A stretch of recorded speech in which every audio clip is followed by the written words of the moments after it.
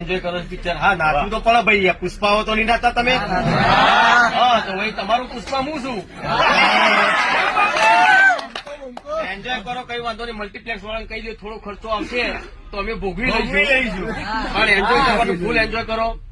અને ખરેખર બહુ સપોર્ટ તમે લોકો કર્યો છો, કેમ કે જે સિંગલ થિયેટર્સમાં તો ઓછો ભાવ હોય, 50 રૂપિયા કે 20 રૂપિયા ટિકિટ હતી એ ટાઈમે તમે જોતા હતા, પણ અત્યારે તો 200, 500 રૂપિયા આપીને તમે આ પિક્ચર જોવો છો અમારી.